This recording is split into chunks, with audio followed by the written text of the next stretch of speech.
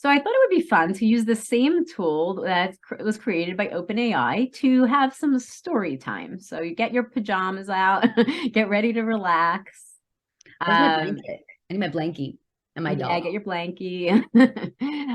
So I want a story. I'm gonna say, please tell me a fictional story about twins named Sarah And and Rachel, that's Rachel. a really good name. Those are great names, except I'm going to make them younger than us, just a little younger than us, who are 6 years old I used to be sick. and are learning to code.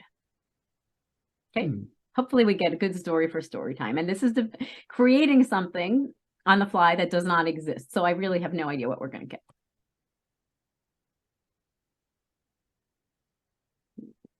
It's generating something, hopefully a really good story. Let's see. I Okay, love ready for story. story time? Once Definitely. upon a time, in a small town called Codeville, there lived two 6-year-old twins named Sarah and Rachel. Sarah and Rachel were curious and adventurous, so that does sound like us. And they loved nothing more than learning new things. One day, their parents bought them a computer and introduced them to the world of coding. That's actually true. Yeah. Sarah and Rachel were immediately hooked and spent hours every day learning how to program. I don't know if that's true when we were 6 years old, but we'll pretend. At first, they started with Scratch. That's not true. A visual, although this is a great idea for a story. And Visual, for nowadays yeah, six this year is a old. perfect way to learn. When did Scratch come out? Do you know? Not when we were six, but I don't know the year offhand. But this is a great way for kids to start learning, which is why we also have our separate videos teaching kids Scratch. At first, they started with Scratch, a visual programming language that made it easy for them to create their own interactive games and animations. They learned how to use loops and variables to make their programs more complex and interesting. As they got more confident, they started to explore other programming languages, such as Python and JavaScript. This is great, actually, advice for any 6 year old nowadays. Yeah, anybody watching this, that this is actually, even for adults, it might not be a bad way to start learning. Start with Scratch, then move on to Python. This is not bad advice. They learned how to build websites, create apps, and even make their own video games.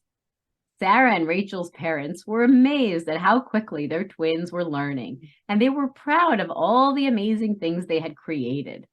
The twins even entered a few coding competitions and won several awards for their creations. Thanks to their love of coding, Sarah and Rachel had opened up a whole new world of possibilities. They were excited to see what they could create next and continued to learn and explore the world of computer science. In the end, Sarah and Rachel became known as the most talented young coders in Aw. all of Codeville. That's completely true. No, just kidding. And they lived Maybe for happily. Codeville. Codeville, just Codeville because it doesn't exist. And they lived happily ever after. The end. I added the end though. I do think that every story does need happily ever after. I always like my stories with happy endings, so that works. That works. This actually had a happy beginning also. It was pretty much all happy. That's true. The best, There the was best type no of story for challenge. a 6 year old, right? No struggles. Yeah, maybe it's a good story for a 6-year-old. Maybe next time we can try a story for a little bit of an older audience with, we can Middle even ask school. it Let's with get some some middle school challenges. drama. What? Yeah. Let's put some middle school drama in here. Oh, no, no middle school drama.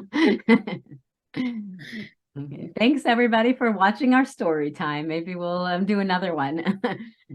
See you next time.